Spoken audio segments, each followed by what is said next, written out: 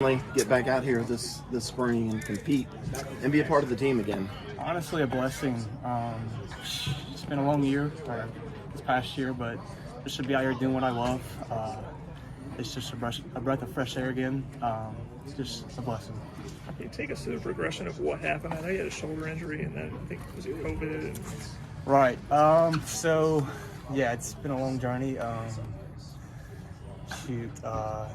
So it was February. I got diagnosed with COVID, like late February, and then early in March, I started to notice like I wasn't recovering. Just for some odd reason, my breathing just never really got better, and then it just really lasted for a while. And along with the breathing came some other side effects. I won't get all into it, but. It lasted on for, till December, till I had surgery. But I had surgery, and anyway, it's been a life-changing surgery for me, and it's obviously been enough help to get me back on the field. Yeah, so obviously it's COVID. You can't breathe. I mean, how much panic is there? Just anxiety? Yeah, it's not a fun situation when you can't breathe well. I never really understood what people were saying, like, I can't breathe well, but I do now because this stuff is real. And but yeah, I had moments where I was super anxious. Still at times, I still kind of have some phases, but all the time now, it's pretty much a lot better. So yeah, it's super anxious at times. You feel like an elephant on your chest, or what? Sometimes. Most of the time, though, for me, it was more of like I take a deep breath in, and I don't think I get any air. It's like I'm getting no oxygen. What kind of surgery was it, and how soon after did you start to feel better? So the surgery, basically what COVID did, you have a valve right here that caps off your stomach. Sure. And my valve after COVID just quit functioning properly, which that caused all the acid reflux in my stomach to shoot up into my esophagus and spew up into my lungs, and it gave me asthmatic symptoms. And for the longest time, going to doctor's appointments to, all around Georgia, back home, doctors here in Clemson, Greenville. We just couldn't really figure out what's going on. The x-rays, everything looked fine. Like MRIs and everything. I did a heart MRI or whatever. Everything showed up fine. And then I remember it's just this one specialist. She had mentioned something about like my esophagus, and she had gave me a supplement called Gaviscon. I know this is crazy. I'm giving this to the media, but yeah, Gaviscon. This is the product you need if you have any acid reflux. No, the one specialist, her name is Andrea. Shout out to Andrea. She really gave me a diagnosis and showed me kind of a pathway to go to get help. And once we figured out it was the GERD issue, I did all these tests where they were doing tubes down my nose, down my throat, all the way to my stomach, just miserable. But that was the test. I forget what kind of test it's called, but that test showed that despite the fact I was on the strongest acid reflux medicine there was, it was not enough. It wasn't even helping. So yeah, all that reflux shooting up gave me asthmatic symptoms. But the surgery I did, basically they went in and reconstructed my this valve right here. What's the surgery called? I have to get back to you on that one, but yeah. So would it just be running, and then you would get acid? Anything, yeah. So running, it was walking when I first. Like right after COVID, my oxygen levels were dropping. It was that bad, just walking. I was just walking up and down the hospital hallway. I was dropping to 90, 85%. And then as I kind of got back more in shape, it was really tough, but I almost got used to just not breathing well. It was very, very sad and anxious at times, but yeah, I pretty much got used to not breathing, and my heart rate was sitting in 38 at night because I was running with low oxygen. That's just weird, but yeah. Right. So you're a young athlete. You're not supposed to be undergoing stuff like this. You're not supposed to have tubes in your nose and all of that. So what did it feel like when you put the helmet back on and you walked out here and that first snap happened? For spring ball? Yeah. I mean, I could have cried. I mean, I'm still in disbelief of me being back out here, honestly. I thought I would maybe get 3 routes on air and go and sit on the sideline, but I haven't missed a period. And for that to be what the situation is incredible. It's just almost emotional to talk about. Yeah.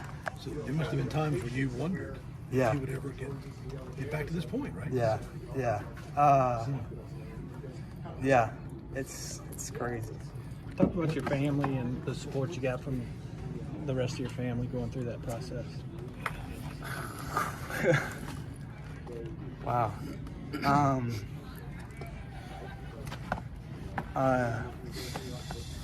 Sorry. You're good.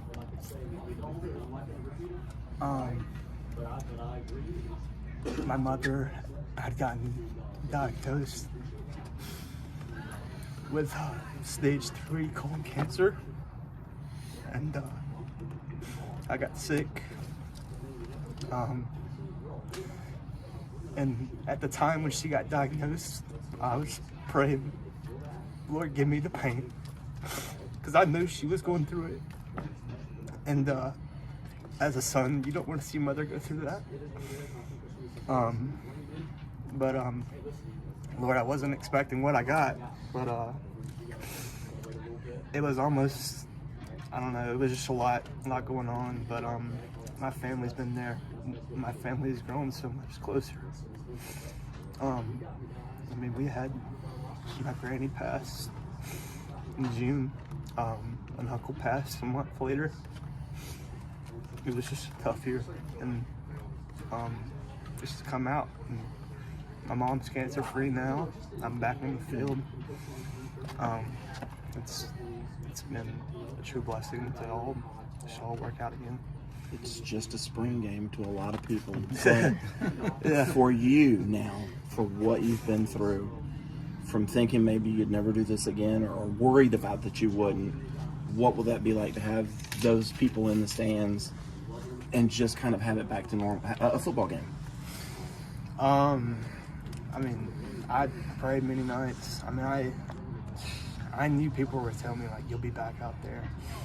But I knew what was wrong with me. I wasn't going to be able to get right unless I had some type of surgery. But the most frustrating part was not knowing for so long what's going on. And I'm sure anybody out there that has issues and they don't have a diagnosis, you know, they can say the same exact thing. It's very frustrating when you don't know what's going on. And but yeah, I can't really even answer your question. It's a lot right now. Yeah.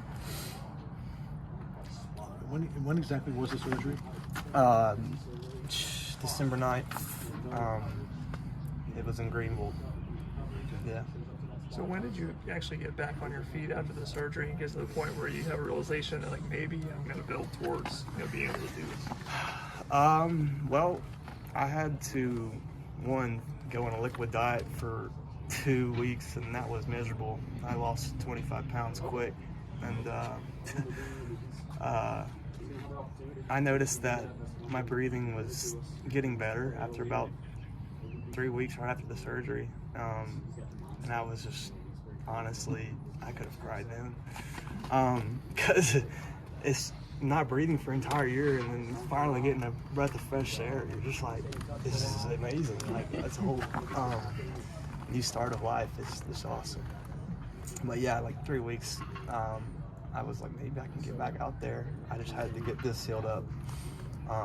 And then, of course, I walked like right back slowly. Didn't do nothing crazy. I was on the bike starting off. Then made my way into some walking and then slow jogging, and eventually I'm doing mat drills. Unfortunately, I came back and I was right in the mat drills. But I mean, they adapted me into it, and I'm happy to be back out now. Yeah, what were the mat drills like? So it's going to be kind of intense.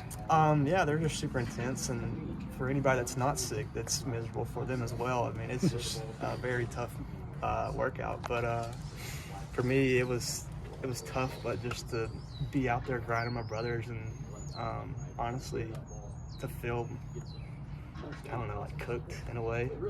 It felt good. It felt good just to be cooked, but also get like recovered again, because beforehand I wouldn't recover. I would just go home. And yeah, it's like, before when I was sick, you know, I would get cooked out here, just trying to work out, and it wouldn't go away. Like it would just, some nights I'd sleep 2 hours, 3 hours, and it messed with my head, obviously. Just yeah, a lot of things. So by around Christmas, first of the year, you felt like you had kind of turned the corner. For sure.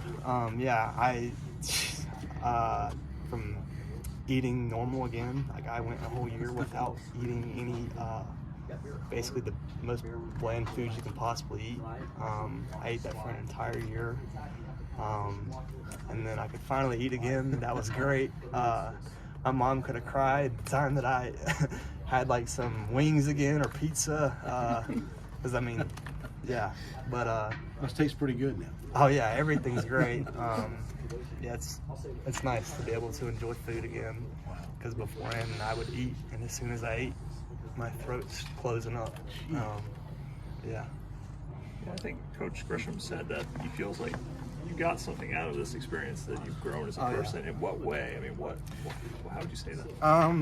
Well, yeah, I would say that, you know, I didn't do anything on the field this past year, but I would say that it's been the most productive year of my entire life. And that's, you know, I guess it wouldn't make a lot of sense to people, but for me it does, because I grew so much. I realized that there's more than football in life, and to grow closer to the ones that you love. Just because nobody knows when you're going to get sick, and truly need to, I guess, take advantage of the time you do have, and never take it for granted being healthy, because I guess at times I did, and I thought I was invincible, but man, I wish, you know, when I was sick, I was like, I wish I would have just done something, or, you know, but yeah.